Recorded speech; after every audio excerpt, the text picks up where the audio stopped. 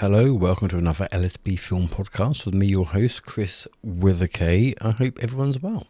So, 3 years, multiple court battles, tens of thousands of taxpayers' money. A local resident challenged a 5G mast application and took his counsel all the way through the courts.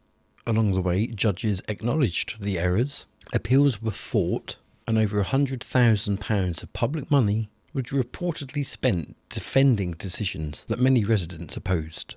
But that's not even the big story, because after years of denying the existence of exclusion zones around these telecom masts, the same council has now okayed tree works to be carried out where the stated reason was to clear exclusion zones.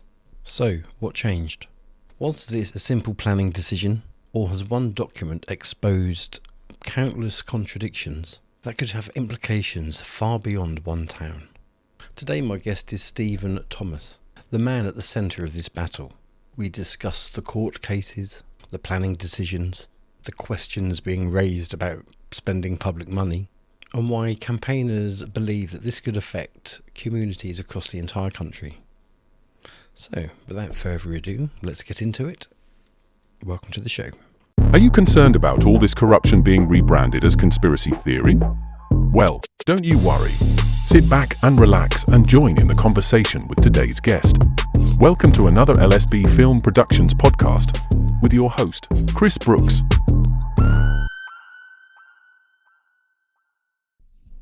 So it's great to have you here, Stephen.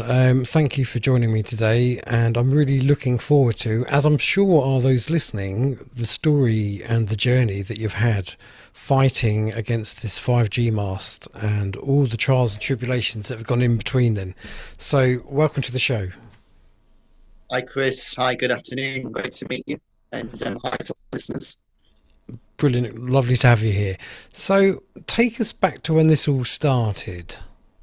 This started, must have been 3 years ago now, when an application for a 5G mast went up 17 metres away from residential homes and about 100 metres away from a care home.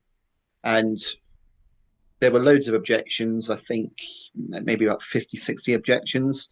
The council ignored them all, decided that prior approval wasn't required, and just waved it through, basically. So we took it to judicial review.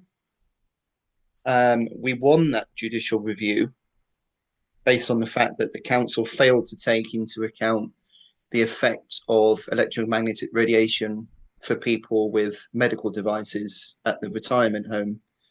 So the ICNIRP guidelines, which the councils up and down the country follow hook, line and sinker, they don't accommodate people with metal implants. They exclude them altogether.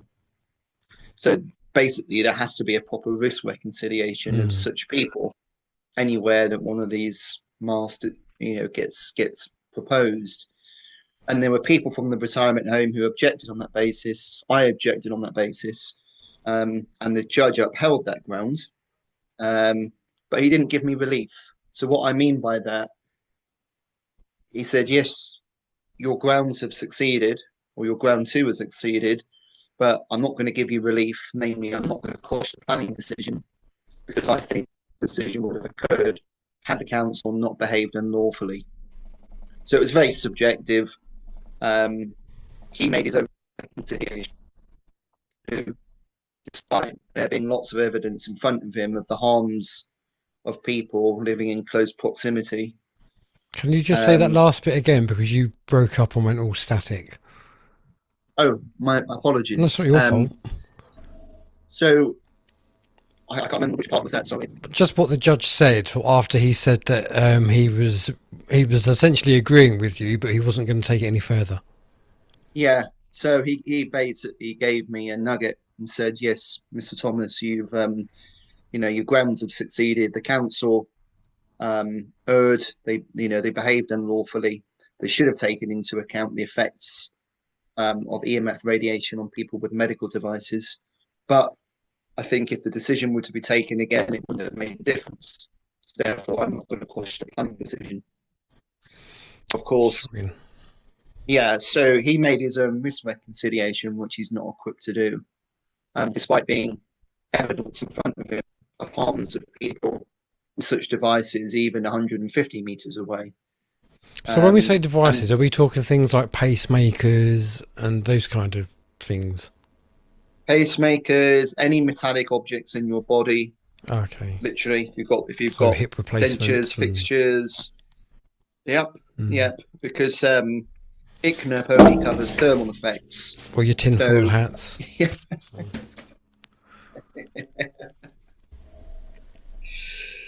yeah, so ICNUP only covers thermal effects, even though the non-thermal effects are far more dangerous because of damage to cells and cancer and all that stuff. Um, but yeah, anyone who's got metal in their body is not covered even by ICNUP. So it blew open the closet basically. The council didn't like it, the telecoms didn't like it. I didn't like it because I didn't get what I was looking for. So both sides tried to appeal it to the Court of Appeal, but the Court of Appeal only accepted the council's appeal on papers and not mine. There's no real scrutiny or accountability when they make these decisions on paper. They can just do what they want and give very minimalistic reasons. Isn't it just so shocking though? If you just sit back and think, you would think safety would be the number one priority for everyone. Do you know what I mean? That's what we always grew up thinking. Oh, and it's shocking, but not surprising. But just how bad it actually is. The corruption is off the scale. Yeah, I mean the scale's been blown up. It's not off the scale. The scale's actually detonated, Non-existent now. Yeah. non-existent. So anyway, the case progressed to the Court of Appeal. The council lost that appeal at the full hearing, and they spent almost 60 grand of taxpayers' money in the process trying to overturn it because they didn't want to, accept any liability for their duff decision making. Yeah. But it spectacularly backfired on them, and I think all in all, it cost them around 100 grand if you add up the cost of the High Court as well.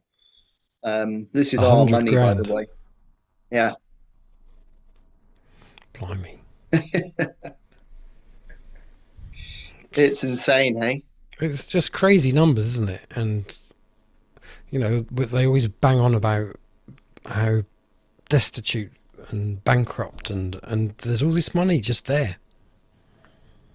Yeah. Yeah.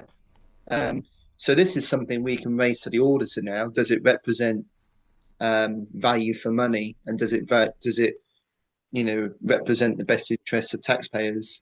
And these are all questions the auditor has to answer. So we're going to push for that now. Is that done in a form? Is that done?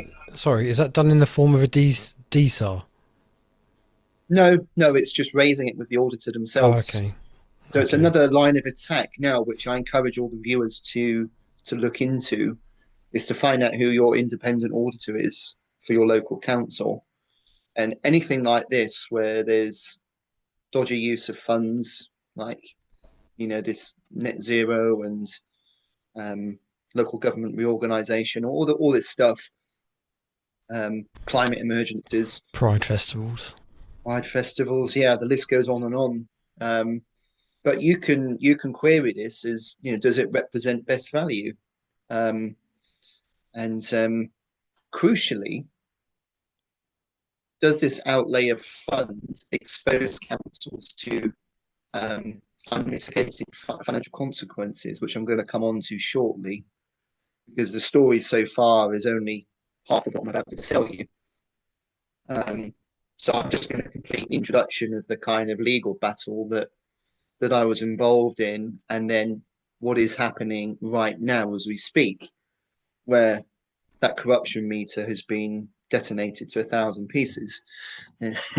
So we tried to take it to the Supreme Court after the Court of Appeal, because the houses directly behind the masts were directly within what's called a public exclusion zone. Now, before we get back into our show, a quick word from our sponsors. If you've ever had that unexpected knock at the door from police, a visit from bailiffs, or received a legal threat without warning, you'll know just how quickly confusion and fear can set in, and that's where Willoughby Genius Mark II comes in.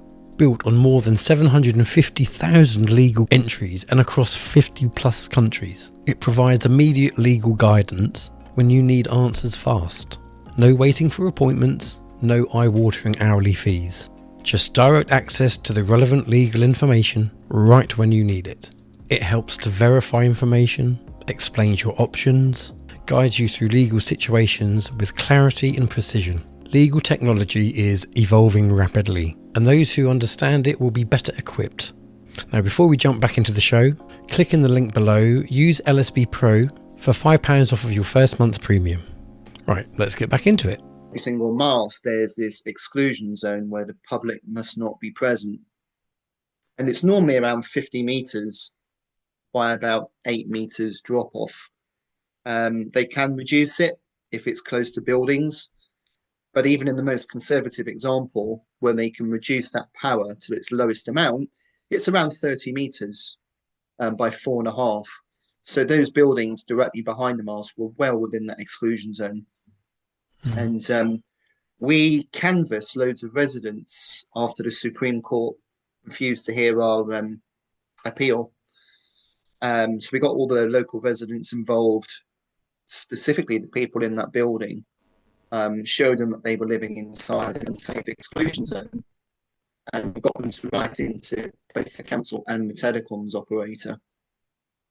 So there was a big public backlash, and eventually the telecoms operator withdrew their planning permission for that mast. So it was a good result in the end. Well done. Yeah, thank you. Not just myself. I was working quite closely with Karen Churchill and Neil McDougall on this, so I have to give credit to those guys. Well done, ladies and gentlemen. A credit. So that was what we thought was the end of it until 2 weeks ago. And 2 weeks ago, it came to my attention that the council had just approved an application to lop some trees right by an existing mast. When I say lop, they reduced them in height. And funnily enough, you can't make this up. The reason given for the works by the applicant themselves was to clear the occupational exclusion zone.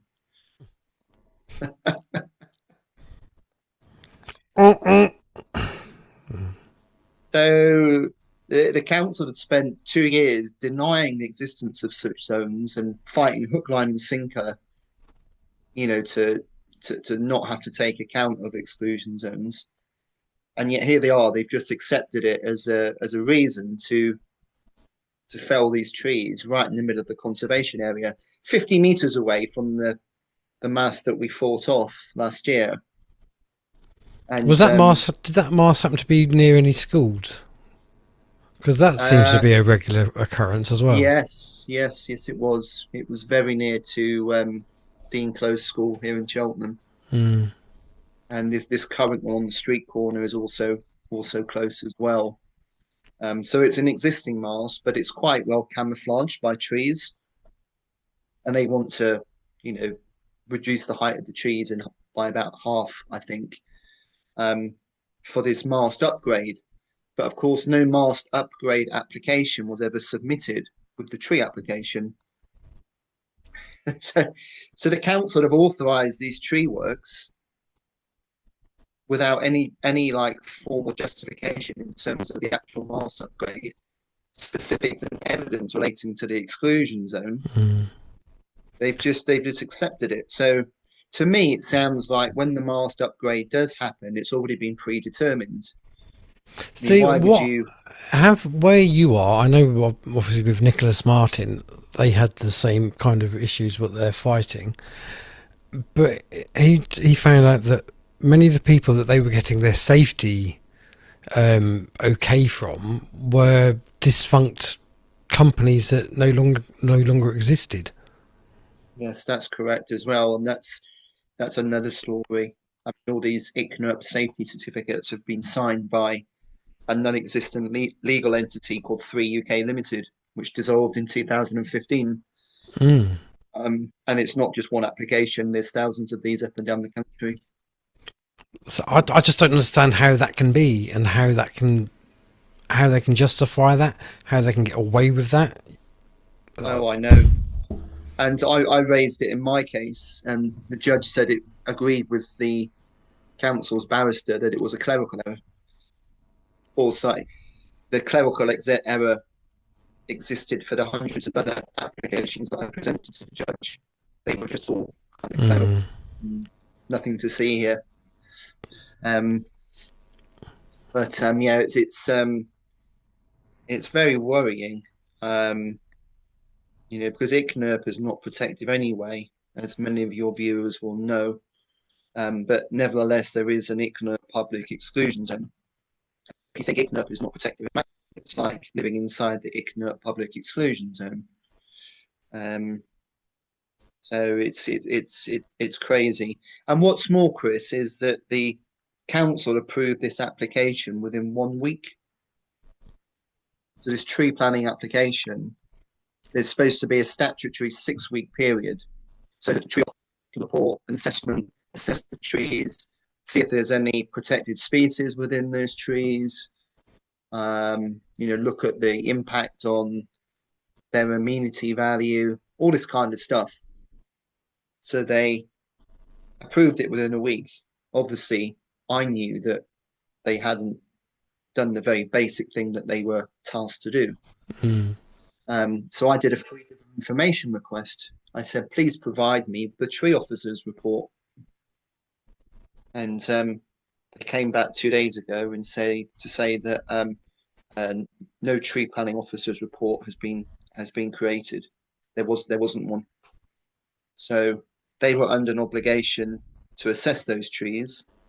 They approved it in a week instead of 6 weeks, and there was no actual assessment of those trees. See, this is where it'd be awesome, and I wouldn't even know how to begin, where the people would then sue the council for the destruction of a perfectly good tree. I don't know. Well, what we're doing now is we're all writing into the council to make them to request that they make a tree preservation order based on evidence that they should be considering.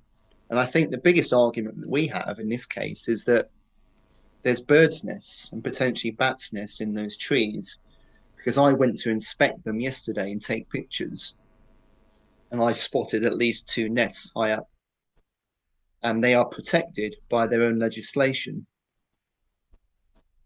That's good. You want to get some bat boxes on there and all. Yes, well, it seems to be quite effective, or has been effective in a lot of this ULEZ stuff. Or just spout the facts that they claim that we're in a CO2 climate emergency. We need all the fucking trees we can get. Of course, we know what that is, don't we? We certainly do. We certainly do. So how do you progress from here then? So basically, as I said, I'm now requesting that a tree preservation order is made. And I'm encouraging people to write into Cheltenham Council to do the same. It's very easy. Just send an email to the trees department and give them reasons why you think a tree preservation order is necessary. That's one line that I'm going to do. And then secondly, I'm bringing this up with the auditor at Cheltenham Borough Council, because the auditor, as I mentioned earlier on in this conversation, has to ensure that there's no unmitigated financial risks. Now, it might seem like there isn't with this tree thing, but if you look at it in the broader context of what's just gone on previously, it's exposed something absolutely huge.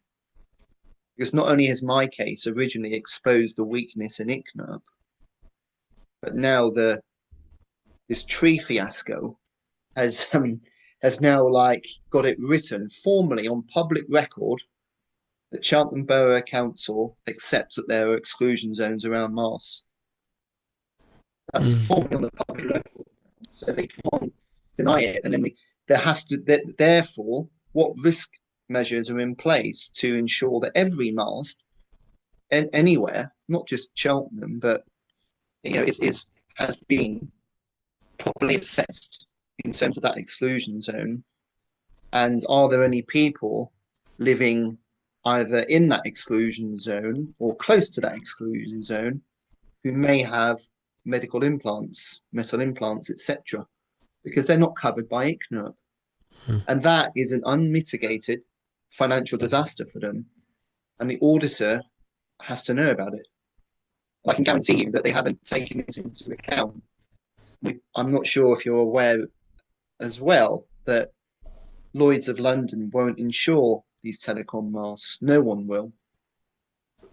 So they're uninsurable, and they're popping up everywhere, up and down the country. No real... See, that in itself should be illegal, shouldn't it? It should be. Even a musician, a street musician, still has to have public liability. So, something like that, I can't. There's no reasonable question that I can ask because it just makes no sense. Do you know what I mean? I can't get my head around the lunacy. It is utter lunacy. I mean, you look at all these pieces of legislation which are supposedly there to protect us, but when you demonstrate that those decision makers are not following them at all, and they're behaving both illegally and unlawfully and putting our health at risk, just their hands of it, and no one wants to take accountability. And it's all going to blow up. I really see their whole narrative just crumbling everywhere up and down the country at the moment. They're under so much pressure. The government's under so much pressure. And we've been thrown this great opportunity now to raise these issues directly with our local auditors. Well, your council, is that a predominantly Labour, Tory? Even worse, it's Lib Dem. Oh, okay. Could be worse. It could be Greens, but yeah. Oh dear.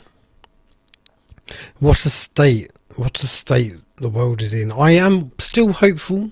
I'm still optimistic that good will out. I think we have to have that. If we haven't got that, we've got nothing else, have we? But no, it's... So how is the support? I know you said that you were doing the leaflets and stuff. So are you still are you still canvassing to bring awareness to this? Are you still on the front line, so to speak, or is it taking more of an administrative role? No, I'm being forced back on the front line now. I was quite enjoying my time off and relaxation up until about 2 weeks ago, and I've been forced out of retirement now. So it's very much hands on deck, and we're seeing these tree applications up and down the country. Actually, this isn't just unique to Cheltenham. They're kind of being approved, and due process isn't being followed. So people really need to be vigilant with their council planning portals and check them. And, so at the moment, to answer your question, we're raising public awareness, speaking to the auditor. We're putting a lot of pressure on the personnel on the council who've been involved in this very underhand decision. And it feels like they've thrown us a massive lifeline, I feel, because having this on record now about exclusion zones, it can't be denied. It's on public record.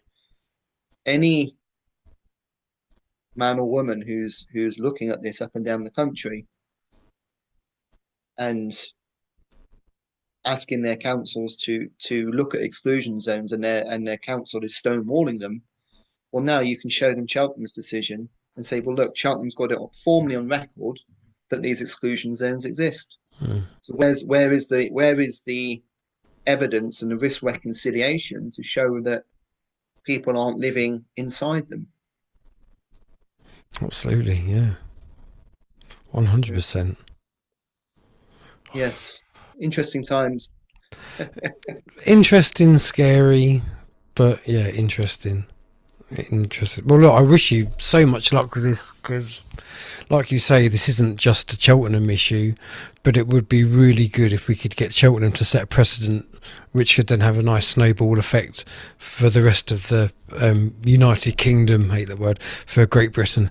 All I can say really is thank you for the perseverance that you and your team do, because we need more people. We need more doers. There's a lot of people in the truth movement who want things done for them.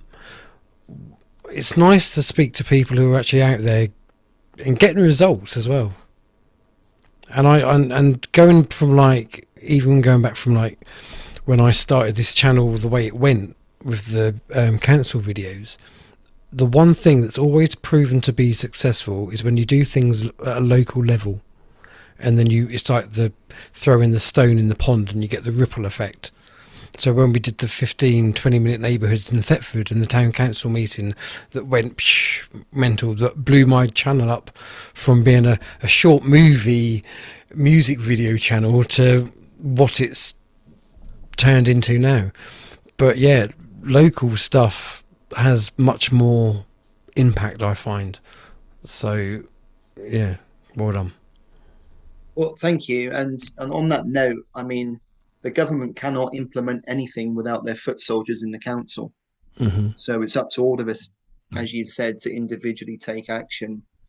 And when enough people locally stand up and say no, it does have a big impact. It really does, as Cheltenham has demonstrated. No, absolutely. So where do you see yourself and this? Where would you like to be in about, I don't know, let's say 2 years? Smoking a cigar and drinking a nice glass of wine on the beach somewhere. Yeah, that'd be nice. Save me a spot. Yeah, that'd be nice. I don't think I'm going to be there in 2 years, but I'm sure you might. No. God, dear. I mean, you said you're coming out of retirement. How old are you, can I ask? Because you look younger than I am. Oh, yeah, I'm in my mid-40s. So, I'm 46 tomorrow. yeah. Well, happy birthday in advance. Thank you. I'm hoping to go to the seaside. I'm hoping that the weather's not going to be so crap. So we can but hope. It's supposed to be nice tomorrow. Yeah, the weekend's supposed to be getting hot, about 27, I think. But no, listen. So yeah, I think it's going to be hot. I think it's going to be hot in Cheltenham Borough Council's office at the moment, put it that way. Yeah. Especially if you bust their aircon. Oh dear. Are there any closing things that you'd like to... Any message, any inspirational message that you'd like to leave my listeners? Just, do everything you can. It's like, whether it's 5G data centers, 15-minute cities, whatever, like the responsibility falls to each and every one of you to do something. No one's going to come and save you. You've got to get out there and create your own reality. Yes, exactly. Absolutely. And have some fun in the process. Enjoy taking the trousers down of these people in the council and exposing them for who they are. It's good fun. Yeah, my mate Bob will tell you that. He loves it. He loves it. And I think that's the difference between a lot of people, though, isn't it? A lot of people, this kind of stuff scares the shit out of them, whether it's not paying your council tax, whether it's not doing your electric, whatever the issue is, it's just the fear program. But when you become like yourself and Bob, and they just laugh, it's, this is exciting. Oh, how's this going to play out? It's a game, and it's a game for them as well. And so, oh dear, yeah. It's crazy times, but thank you so much for coming on. Thank you for sharing your story with me, and thank you for doing what you do. Yeah, thanks, Chris. I've really enjoyed our catch up, and hopefully be able to give you an update. Absolutely. I was going to say sometime I'd like you to come back on with some more information as to where we are. But no, thank you. And for everyone watching, I hope you've enjoyed it. And until next time, look after yourselves, and I'll see you on the next video. Bye for now. Cheers, guys. Thank you.